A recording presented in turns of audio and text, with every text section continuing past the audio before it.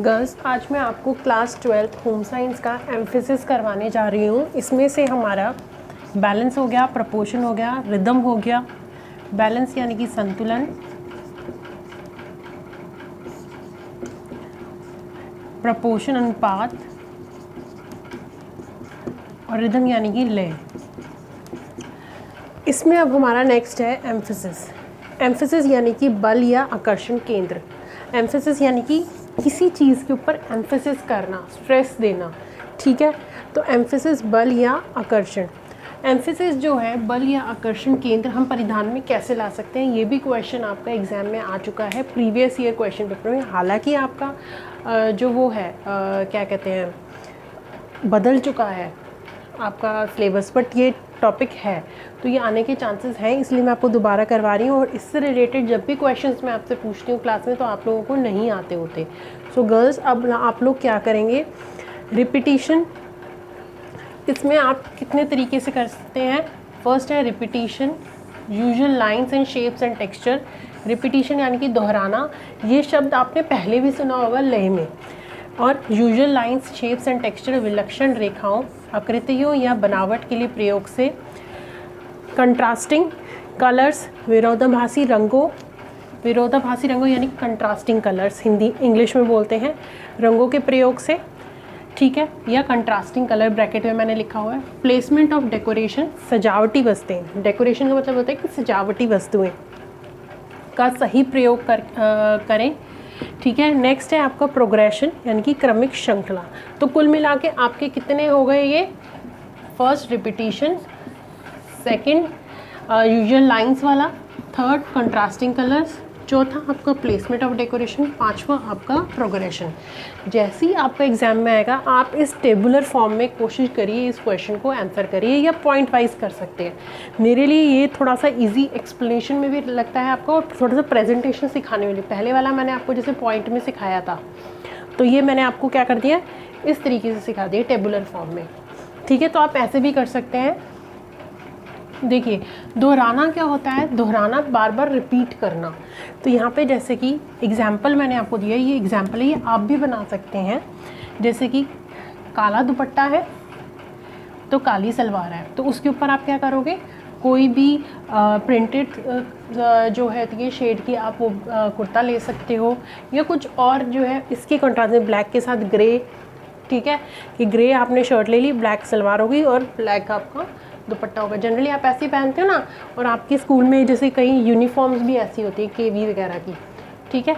तो आपको वहाँ से एग्जाम्पल कोट कर सकते हो, जैसे केवी की यूनिफॉर्म्स हो गई, ठीक है।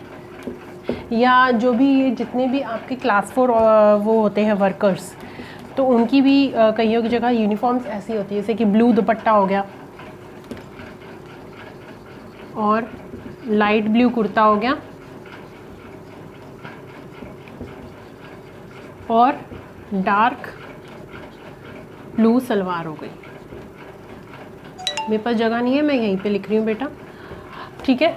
नेक्स्ट है आपका usual lines, shapes and textures. विलक्षण यानी कि कॉलर, बटन, पॉकेट, जेबों आदि का असाधारण या सामान्य से हटकर प्रयोग करना। जैसे कि एप्पल कट हो गया, या कोई आजकल डिज़ाइनर कट्स दे देने।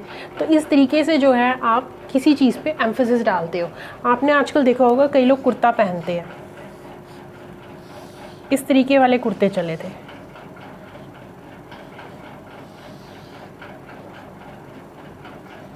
इसमें जो टच था वो कुछ इस तरीके से होता है, ठीक है। ऐसे भी क्रिएट कर सकते हैं।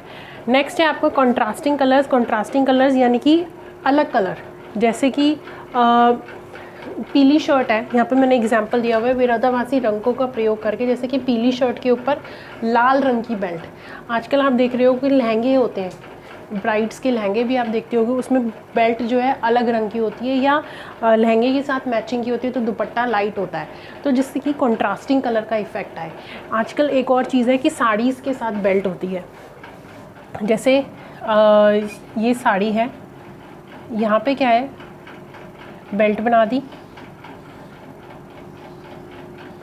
ये साड़ी की प्लीट्स आ रही हैं,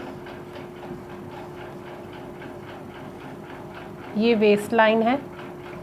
तो यहाँ पे जो है चौड़ी बेल्ट ले ली, कॉन्ट्रास्टिंग कलर्स की। जैसे कि अगर ये रेड कलर की साड़ी है तो ब्लैक कलर की बेल्ट हो गई। किसी भी चीज़ को अट्रैक्टिव करना, अलग से हट के बनाना। नेक्स्ट है प्लेसमेंट ऑफ डेकोरेशन, यानी कि सजावटी वस्तुओं का सही प्रयोग, कि जो भी सजावटी वस्तु होते हैं उनका सही प्रयोग करना है। जैसे कि यहाँ पे एग्जांपल दिया हुआ है, ये वाला मैंने, ये इसका एग्जांपल है।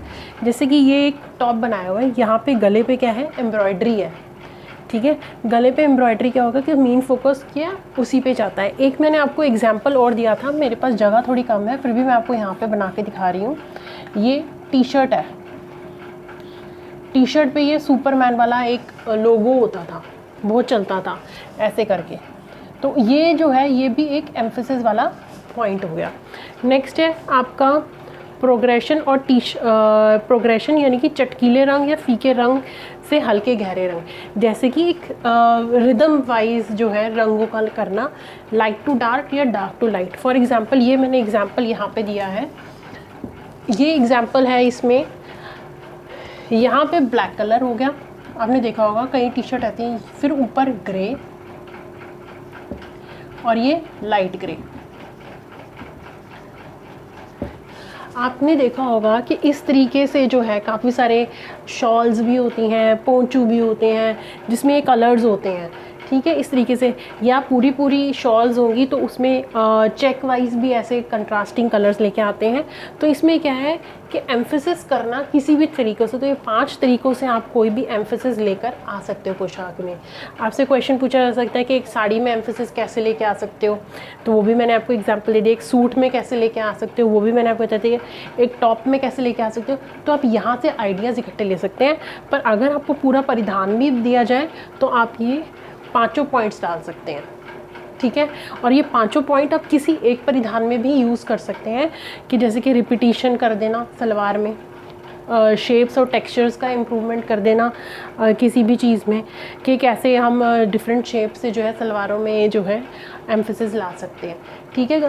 गर्ल्स अगर आपको इसमें से कोई भी डाउट हो तो आप मुझे पर्सनल जो है मैसेज करके भी पूछ सकते हैं, और आप लोग अपने कमेंट्स भी लिख के भेज सकते हो कि अगर आपको कुछ दिक्कत हो रही है या नहीं समझ में आ रही है, तो ताकि वो मेरे को पता चले कि मेरे को कहाँ इम्प्रूवमेंट करनी है। और ठीक है गर्ल्स, इससे रिलेटेड क्वेश्चंस भी मैं आपको करवा दूँगी।